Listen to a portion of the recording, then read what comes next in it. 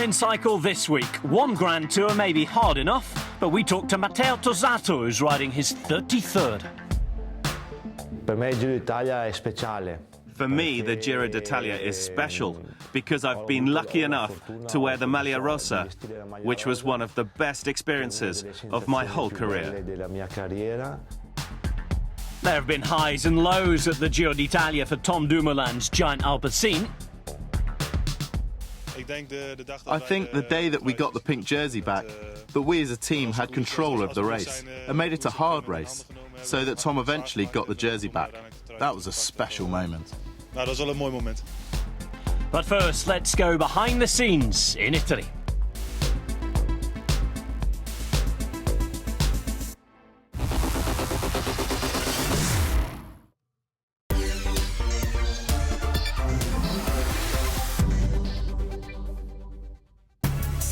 In this week's lead out, we get the inside scoop on early departures, previous stage winners, its old versus new bikes, and settling bets.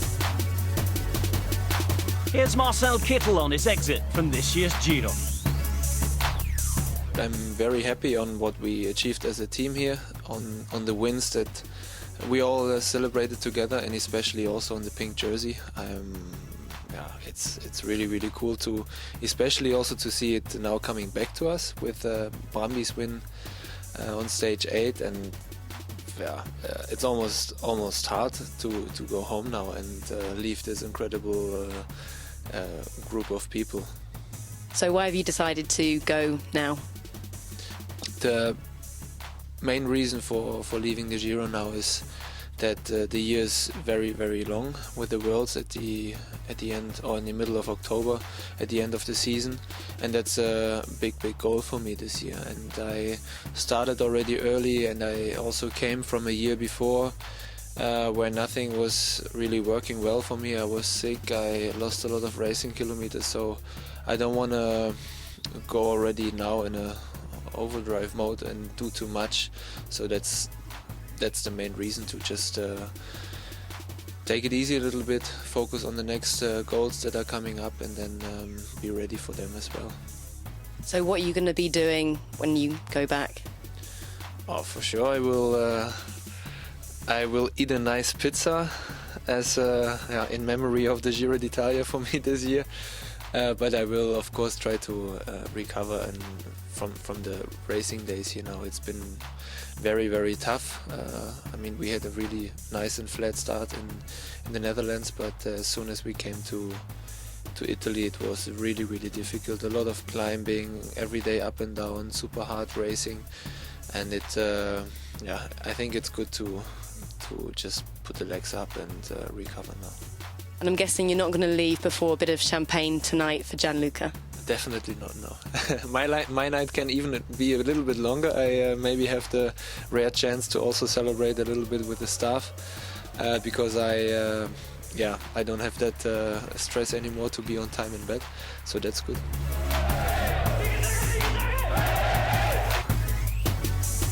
Gianluca Brambilla's victory in Arezzo brought back old memories from a stage win in 1992 for BMC sports director Max Sciandri.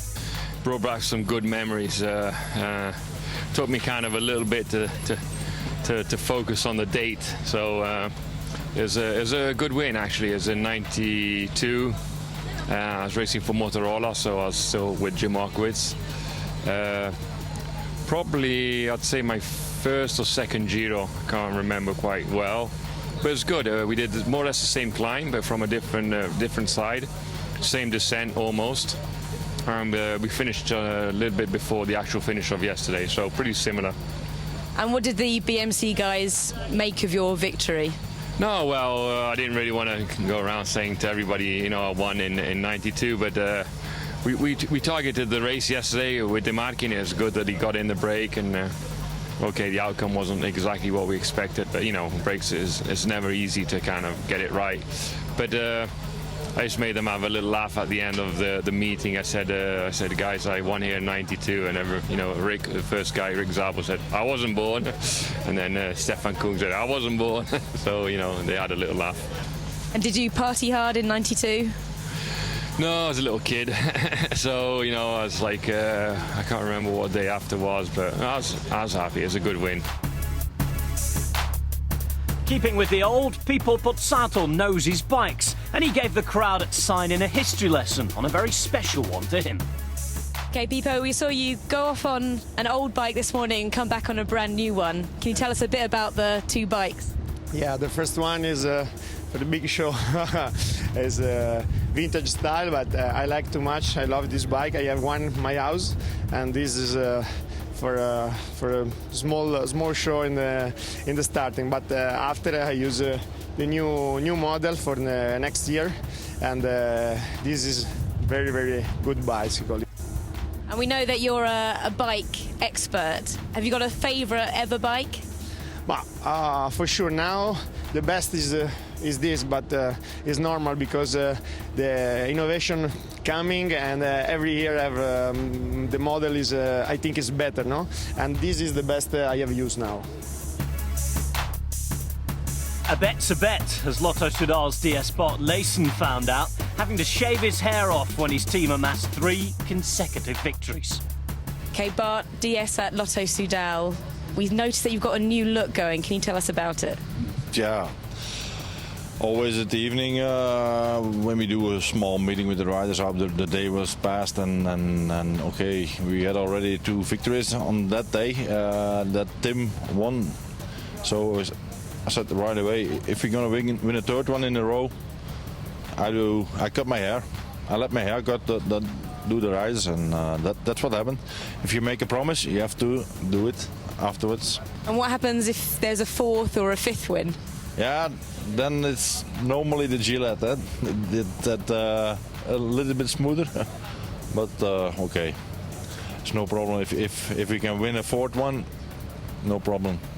And are you going to avoid making promises in future? No, maybe next year I do another promise. Every year when we do something special, I have now no ideas what, but we will see.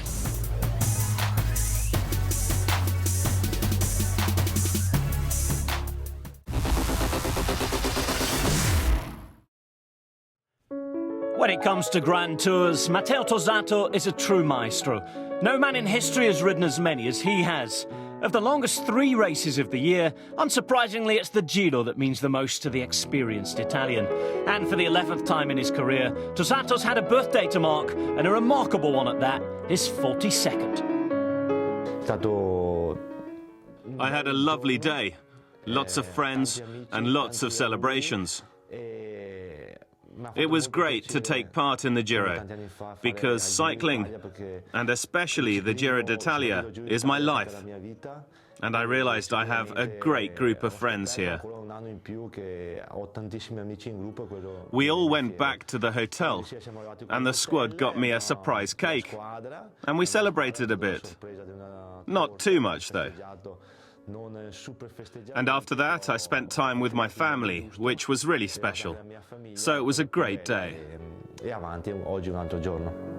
At 42, the legs are less powerful. Working through the daily grind and exhaustion of bike races requires a special mental focus. That first step, according to Tosato, is accepting your age and subsequent limitations. You have to live an athlete's life. When you're young, you're stronger. But when you get to my age, you need to live an athlete's life at 100%. And to be competitive at my age, you need more determination, more intelligence, and above all, the aim of preparing your body well. Because to go to the Giro d'Italia in bad shape, unable to do what your team asks, isn't good at all. You need to be really switched on at home during the whole preparation period. Part of what drives Il Torso to continue is his home Grand Tour. Now enjoying his 13th sampling of the Giro, there's one moment that brings Tosato back time after time. For me, the Giro d'Italia is special because I've been lucky enough to wear the Maglia Rossa, which was one of the best experiences of my career. I won a stage of the Giro close to my house, just a few kilometers away. And then you have the passion of the Italian people, the pink caravan passing through the streets during the Giro, all the towns that shut down for us. All of that is so special. It has an amazing atmosphere, and it's great to see that every town you pass through is completely pink. It's just amazing. And Tosato isn't back at the Giro just to relive past glories. As a strong gregario, the 42-year-old is in Italy to guide Tinkov's leader Rafał Majka through the nervy stages. And Tosato offers more than just a wheel to ride on. His leadership from nearly 2 decades worth of experience provides a daily education for the rest of the team. With the team, I always try to offer advice. I am a bit older. I'm glad that in this Giro we have a lot of young guys coming through.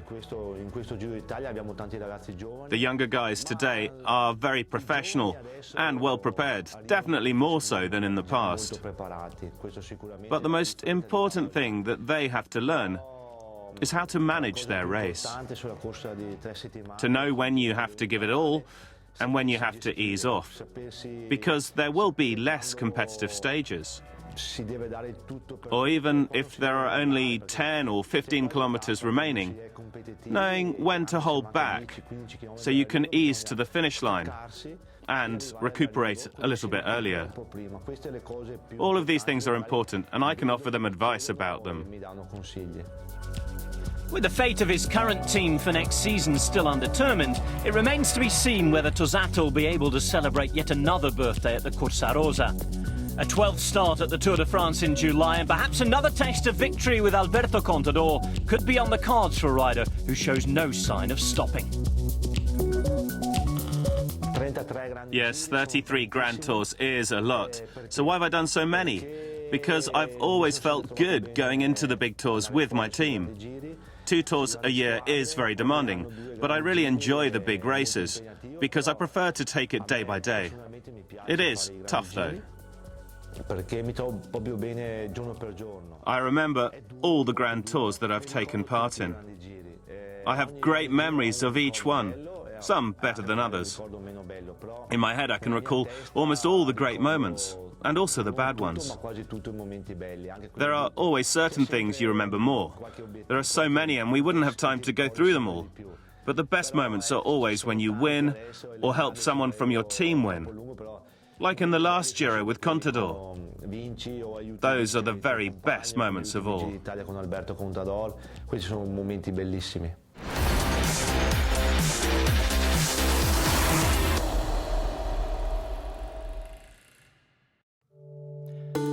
The second week of May 2016 will go down as a good one for Tom Dumoulin. Showing the talent that many predict will translate into Grand Tour wins in the future, the 25-year-old delivered on day one, then coolly regained his spot at the head of the race 4 days later. But by the time of the Giro's second rest day, and with the pink jersey lost to an inspired Italian in the form of Gianluca Brambilla, it was time for Dumoulin to look back on his time in pink. Before 2 days ago, I lived on a pink cloud, and especially in Apeldoorn. That was really incredible. I don't know if I will ever experience that again. The start of a Grand Tour in Holland, and to win a stage in a Grand Tour and get the pink jersey. And then in Italy, the party went on for the first couple of days. On stage one, Tom Dumoulin thundered through the Apeldoorn streets and towards something he'd long dreamt of, a time trial stage win on home soil. But he only just made it, and with a fraction of a second separating him and the unknown Primož Roglič, maybe it was the roar of the crowd that made the difference. A lot of people came to Apeldoorn with the idea and hope that Dumoulin is going to win the pink jersey. And I succeeded in that, and with that minimal amount of time difference. All the stars were aligned that day. It was something really special. For his giant Alpecin team, it marked the emergence from the dark cloud of a disastrous pre-season accident and into a pink-tinted sunlight. Well, it was really good. I think we had a great start of the Giro. We had a dream start in Holland with Tom Dumoulin in pink. After that, we were able to continue that good feeling until the first rest day. And now, unfortunately, we have lost the pink jersey. But I think we can look back to a very great start of the Giro. Inevitably, there could be no matching the speed merchants, and come stage 3, it was time for Tom and the team to sit back and wait for their moment. And that moment would come on the first day in Italy. Yes, it was asking a lot of energy, but you also get energy back. In the end, it pays itself back, in this case with a pink jersey. Yes, it costs energy, but well, it's all relative. I think the day we got the pink jersey back, but we as a team had control over the race and made it a hard race, so that Tom eventually got the jersey back. That was a special moment. Having clawed back the breakaway on stage 4, it was up to Dumoulin and an ally in Steven Kruiswijk. The question was, had Dumoulin played the master tactician? No, not really. A lot of people have asked me that question, as if I need to be secretive about that. No, not at all. If we had talked, then I'd absolutely have said it, no problem. But he was in my wheel all of a sudden, and he decided to jump with me. And later, when I looked back after I made the jump, we already had a gap, and then I saw that he was in my wheel. Yeah, I felt really good at the time. Steven is a bit better uphill than me, and I'm more of a powerhouse. So I tacked more on the flat, so I have a slight advantage there. But then came the collapse on stage 8 and the Strade Bianche of Tuscany. Few could have predicted the fall would have been so hard and perhaps so soon. With Dumoulin unable to hang on to the men who counted, the pink jersey slipped away. Things could be better. The last 2 days are down the drain due to different circumstances. And I'm glad it's a rest day today.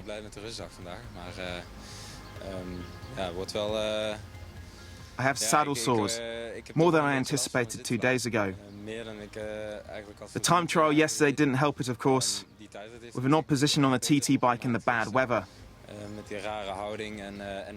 I hope today it has time to heal, so I can pull myself through in the next couple of days. With the Giro's toughest days afoot, one's the butterfly of Maastricht insists he's not prepared for. Another shot at pink looks off the cards. Now a new focus, to go from race leader to race animator. I know it's going to happen. And then it's better to lose time tomorrow, so we'll get some time to recover. And I will have such a time difference. I can select some stages in the last week for a stage win.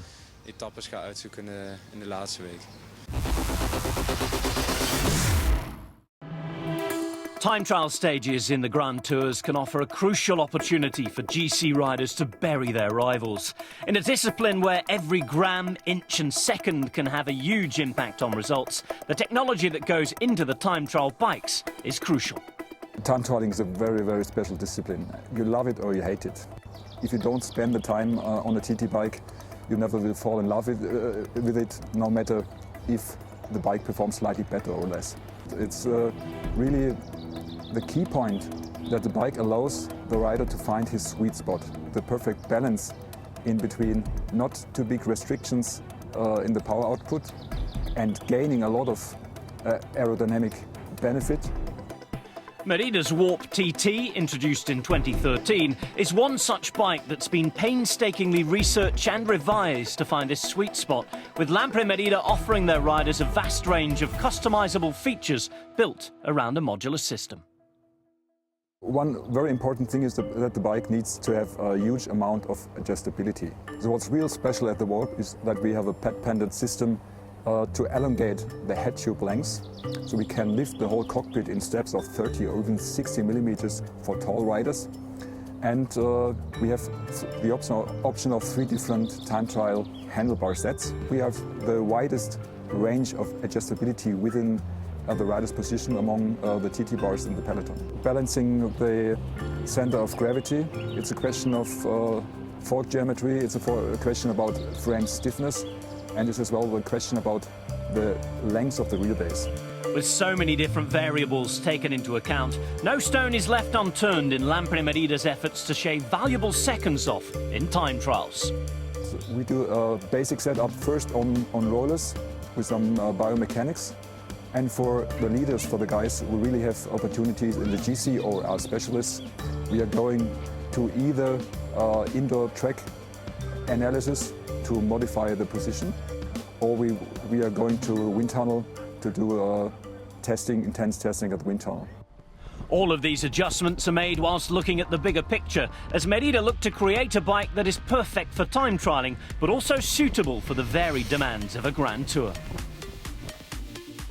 If the bike is very aero, but the handling and braking is really restricted compared to a regular road bike, it's hard for the rider to adjust himself from one day regular stage to next day TT bike when the bike has a complete different handling.